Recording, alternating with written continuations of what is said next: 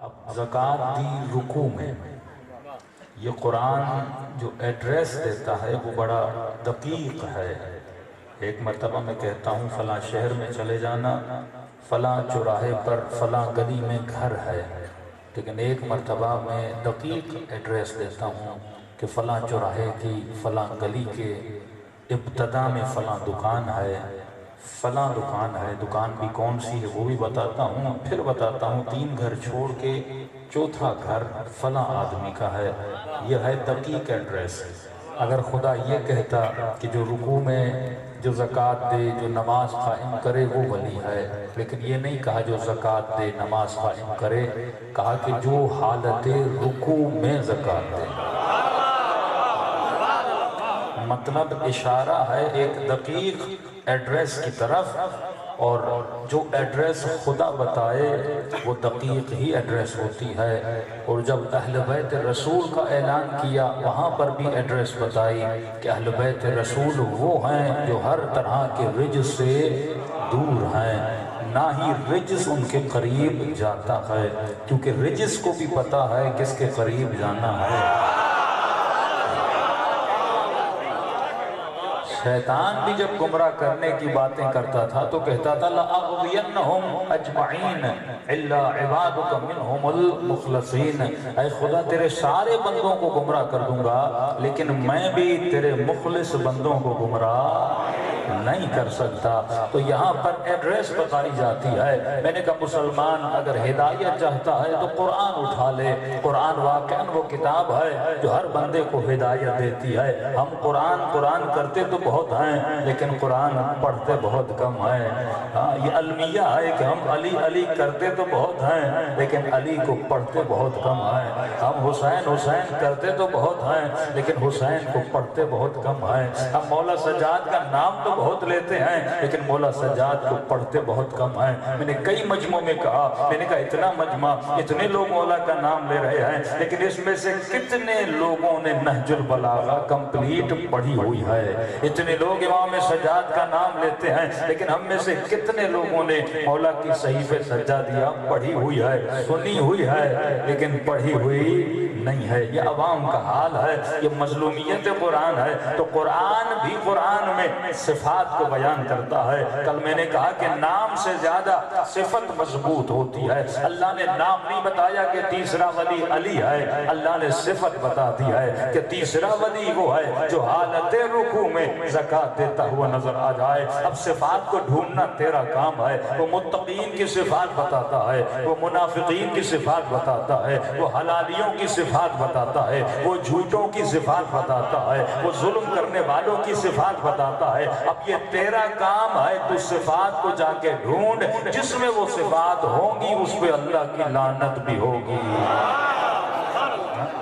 جس میں طہارت ہوگی وہ اعلیٰ ہوگا، جس میں نجاست ہوگی وہ ابتر ہوگا۔ یہ جنگ صفت ہے۔ شیر کو درندہ کیوں کہا جاتا ہے؟ کیونکہ درندگی کی صفت پائی جاتی ہے۔ کیوں فرمایا بعض لوگوں کے لیے حیوانوں میں نشانیاں رکھی ہیں، بعض لوگوں کے لیے انسانوں میں نشانیاں رکھی ہیں۔ یہ قرآن نشانیوں کی کتاب ہے کہ دیکھو فرعون کو خدا لعنت کر رہا ہے تو کیوں کر رہا ہے؟ فرعون کی کچھ ایسی صفات تھی، اور ابراہیم کو خدا سلام بھیج رہا ہے تو کیوں بھیج رہا ہے؟ کیونکہ ابراہیم میں کوئی صفات تھی۔ تو یہاں جنگ صفت ہے۔ فرمایا میں نے صفت بیان کر دی کہ تیسرا ولی وہ ہے جو حالت رکوع میں زکوٰۃ دیتا ہوا نظر آ جائے۔ آج تک مسلمان زکوٰۃ تو دیتے تھے لیکن رکوع میں کسی نے زکوٰۃ دینے کا سوچا ہی نہیں تھا۔ ہر بندہ کہتا ہے نماز ختم ہو بعد میں جا کے زکوٰۃ دوں۔ وہ کون سا بندہ ہے جو رکوع کی حالت میں زکوٰۃ دے؟ ارے وہ کون سا فقیر ہے جو رکوع میں خیرات مانگے؟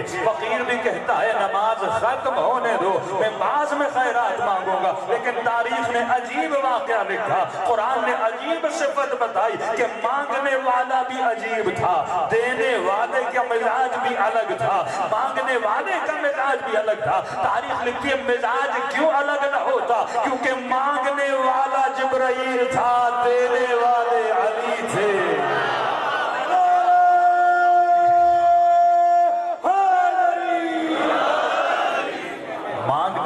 دینے والے کو جانتا تھا، دینے والا مانگنے والے کو جانتا تھا۔ یہ دونوں مزاج شناس تھے، دینے والا استاد تھا، مانگنے والا شاگرد تھا۔ اور یہ عجیب مزاج، آج تک کسی نے رکوع میں زکوٰۃ نہیں دی، صرف آپ کے مولا نے زکوٰۃ دی ہے۔ لیکن اعتراض کرنے والوں نے ایک اعتراض کیا، اور وہ اعتراض یہ کیا کہ ایک طرف آپ علی بن ابی طالب کے فضائل اتنے پڑھو، دوسری طرف یہ باتیں کرو، تو یہ ہماری سمجھ میں نہیں آتا۔ ہم نے کہا کیا مطلب؟ کہا ایک طرف تو کہتے ہو کہ علی کی نماز ایسی ہوتی تھی کہ جب تیر لگتا تھا نبی کہتے تھے نماز کی حالت میں نکالو، اور آپ ہی پڑھتے ہو کہ علی کو پتہ نہ چلا کہ تیر نکلا ہے یا نہیں نکلا۔ اور دوسری طرف کہتے ہو کہ کسی نے خیرات مانگی، وہ بھی علی نے نماز کی حالت میں آواز سن لی۔ بات تو لوجیکل ہے نا، ایک بندے کو تیر کا پتہ نہ چلے اور آواز کا پتہ چل جائے، یہ دونوں چیزیں آپس میں ٹکراتی ہیں۔ یا تو تیر والی فضیلت صحیح نہیں ہے، یا تو نماز والی فضیلت۔ ایک بات ماننی پڑے گی، یا یہ کہو تیر والی بات جو ہے وہ من گھڑت ہے، یا کہو نماز والی بات صحیح ہے۔ نہیں، علی کو سنائی بھی دیتا تھا، نماز میں ہر چیز کا پتہ بھی لگتا تھا، یہ ممکن ہی نہیں کہ تیر نکالا جائے پتہ نہ چلے۔ ہم نے کہا پہلی بات کلیئر ہو جائے، دوسری بات کو بھی ہم کلیئر کر دیتے ہیں۔ پہلی بات یہ کہ مانگنے والے نے 3 مرتبہ مانگا تھا۔ جب پہلی مرتبہ کہا ہے کوئی مجھے خیرات دینے والا، علی نے نہ آواز سنی نہ علی نے خیرات دی۔ دوسری مرتبہ کہا ہے کوئی مجھے خیرات دینے والا، اب جو سن بھی رہے تھے وہ بھی پریشان تھے، یہ کیسا فقیر ہے، انتظار کر لے نماز ختم ہو جائے گی، ہم کہاں بھاگے جا رہے ہیں، ہم اسے خیرات دے دیں گے۔ لیکن انہیں کیا پتا یہ خیرات نہیں مانگ رہا، یہ آیت کا منتظر ہے۔ فقیر کو بھی پتا تھا رحمت للعالمین کے دربار میں ہوں، نماز ختم ہوگی کوئی نہ کوئی تو خیرات دے گا، لیکن یہ مأمون تھا اللہ کی طرف سے کہ جا کر خیرات مانگو، کیونکہ اللہ بھی جانتا تھا کوئی نمازی نماز میں خیرات نہیں دیتا، یہ آیت بلانے کا منتظر تھا۔ اب اس نے تیسری مرتبہ آواز بلند کی، کہنے لگا پروردگارا تیرے نبی کی دربار میں آیا ہوں اور خیرات مانگ رہا ہوں، مجھے کوئی خیرات نہیں دے رہا، کیونکہ اسے بھی پتا تھا خیرات ملنی ہے، یہ بھی پریشان تھا خیرات کوئی دے کیوں نہیں رہا۔ جب اس نے تیسری مرتبہ خدا سے مانگا، اور وہ علی جو ہمیشہ حضور خدا میں ہوتے ہیں، آواز کو سن لیا، خیرات کو دے دیا۔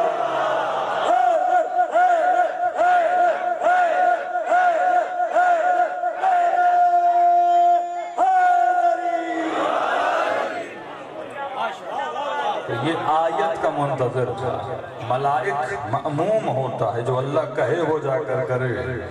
اس نے پہلی مرتبہ مانگا، کسی نے نہ دیا، دوسری مرتبہ مانگا، کسی نے نہ دیا، تیسری مرتبہ خدا سے مانگا، اور وہ علی ابن ابی طالب جو نماز کی حالت میں ہمیشہ حضور پروردگار عالم میں ہوتے ہیں۔